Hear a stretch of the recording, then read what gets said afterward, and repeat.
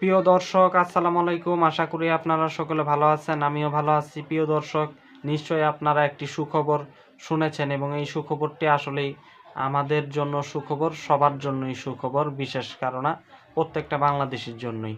আপনারা শুনেছেন যে সেনাবাহিনী, বিমান বাহিনী তারা ইতালির সাথে ইউরোফাইটার টাইফুন ক্রয়ের একটি চুক্তি তারা করেছে। যদিও ফাইনালি চুক্তি না হইলেও এই ব্যাপারে একটা চূড়ান্ত সমঝোতার পর্যায়ে দুটি দেশ গেছে যে ইউরোফাইটার টাইফুন ক্রয় করা হবে। এর আগে আমরা জেট-এনসি, তারপরে জেএফ-17 থান্ডার ব্লক 3 এইগুলির আলাপ শুনছি। তো এখন আবার ইউরোফাইটার টাইফুনের যে আলাপটা, ইতালির সাথে নাকি সমঝোতা হয়েছে সেনাবাহিনীর, এবং চুক্তি সাইন করলে এই ফাইটারগুলি আসবে বাংলাদেশে। তো এটা আসলে আমাদের দেশের জন্য সুখবর, অত্যন্ত সুখবর, এবং ইউনূস সরকারের সময় এই কাজটা হইল। তো এটা সুখবর কেন? অবশ্যই আমাদের দেশের আকাশ সীমা নিয়ন্ত্রণ করার ক্ষেত্রে আমাদের শক্তিশালী বিমান দরকার, আমাদের বিমান বাহিনীর শক্তিশালী হওয়া দরকার। মাইলস্টোনের সেই ঘটনা আপনাদের মনে আছে যে কতটা আমাদের ক্ষতি হয়েছে এবং আমাদের বিমান বাহিনী কতটা দুর্বল বিমান, পুরাতন বিমান, এবং পাকিস্তান বলেন, ভারত বলেন, এই অঞ্চলে সবচেয়ে দুর্বল বিমান বাহিনী আমাদের, এবং কি মায়ানমারের থেকে, এটা দুঃখজনক, মায়ানমারের বিমান বাহিনী আমাদের থেকে শক্তিশালী। কিন্তু আমাদের দেশের সার্বভৌমত্বের যে বিষয়টা, সেটা তো আমাদের দেশে যদি কেউ যুদ্ধ লাগায় বা কিছু, তখন তো আমাদের দেশের সার্বভৌমত্বের প্রশ্নে আমাদের সেনাবাহিনী, বিমান বাহিনী, নৌবাহিনী যদি শক্তিশালী না থাকে, যদি দুর্বল থাকে, তখন তো এটা আমাদের দেশের জন্য ক্ষতি। সেই হিসেবে বিমান বাহিনী আগে ছিল দুর্বল, কিন্তু বিমান বাহিনীকে পর্যায়ক্রমে শক্তিশালী করার জন্যই ইউনূস সরকারের পরিকল্পনা এবং বিমান বাহিনীর যে পরিকল্পনা, তারই অংশ হিসেবে ইউরোপ থেকে ইউরোফাইটার টাইফুন আসতেছে। ইউরোফাইটার টাইফুন কিন্তু কয়েকটা দেশ, ইতালি, জার্মানি, ব্রিটেন, স্পেন, 4টা দেশ মিলায়া তারা তৈরি করে, এবং ইউরোপীয় একটা ফাইটার জেট।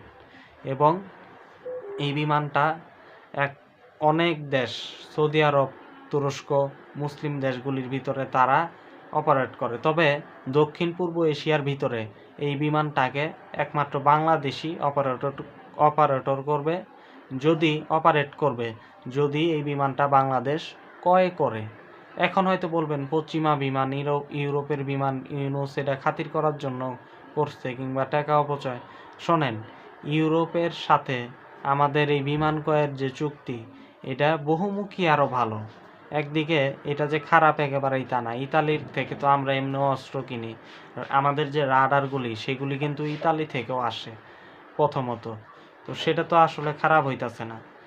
প্রথমত পশ্চিমাদের সাথে আমাদের যে সম্পর্ক, এগুলি আমরা বিভিন্ন সময় বিভিন্ন কথা বলি ঠিকই, কিন্তু পশ্চিমাদের সাথে আমাদের সম্পর্ক আছে। তো সেই ক্ষেত্রে অস্ত্র কিনলে যে ক্ষতি হবে বিষয়টা তাও না। আর ভারতের কাছে এই ধরনের বিমান নাই, এই অঞ্চলে কারো কাছে নাই। এটা কৌশলগত সুবিধা যে কারো কাছে তো নাই, এই জিনিসটা আমাদের জন্য কৌশলগত সুবিধা, এবং ভারতের জন্য এটা কৌশলগত পিছিয়ে পড়ার মতো, তাই না? তো ইউরোপের সাথে আমাদের সম্পর্ক আছে, এবং এটা ইউরোপের গোলামির জন্য না, বরং ইউরোপ যাতে খুশি হয়। খুশি হইলে কি এটা কি আমাদের বিপরীত? না, ইউরোপে তো আমরা বিভিন্নভাবে ব্যবসা বাণিজ্য করি বা কিছু, এটার ক্ষেত্রে সুবিধা। অর্থাৎ এক ঢিলে দুই পাখি, একদিকে আমাদের দেশের নিরাপত্তা, আরেকদিকে বাণিজ্যিক স্বার্থের যে ব্যাপারটা সেটা। আর আরেকদিকে আমাদের শুধু যে ইউরোফাইটার টাইফুন তাও না, জেট-এনসি, জেএফ-17 থান্ডার ব্লক 3 সেটার পরিকল্পনাও কিন্তু আমরা বিভিন্ন সময় শুনতাছি, এবং পাকিস্তানে কিন্তু পাইলট ট্রেনিং করতেছে কিছু পাইলট। তো এটা একটা সামরিকভাবে বলা যায় যে আমাদের বিমান বাহিনীর যে দুর্বলতা, সেই দুর্বলতাকে কাটিয়ে বিমান বাহিনীকে মোটামুটি শক্তিশালী করার পদক্ষেপ। এছাড়া নানান পদক্ষেপ তো আছে। ইউনূস সরকারের সময় আমরা দেখতাছি যে সামরিক কিছু পদক্ষেপ দেশের স্বার্থে নেওয়া হইতাছে, সেনাবাহিনী, নৌবাহিনী, বিমান বাহিনীকে শক্তিশালী করার। তো বিশেষ করে বিমান বাহিনীর ক্ষেত্রে এই আলোচনাগুলি চলমান, এবং আমরা কিছুদিন আগে দেখলাম এই বিষয়টি যে ইউরোফাইটার টাইফুনের ক্রয়ের ব্যাপারে ইতালির সাথে আমাদের সেনাবাহিনীর একটি সমঝোতা সেখানে হলো। তো এটা আসলে যদি বলেন যে এটা আমাদের দেশের স্বার্থে এবং এটা আমাদের ভালোর জন্যই, আমাদের দেশের সেনাবাহিনী যাতে শক্তিশালী থাকে, আমাদের দেশের সার্বভৌমত্ব, নিরাপত্তা, আকাশের নিরাপত্তা সেটা যাতে সঠিকভাবে থাকে এবং সেটা যাতে শক্ত থাকে, নিজেদের দেশের স্বাধীনতা, নিজের দেশের সকল সক্রিয়তা, সেটার জন্য।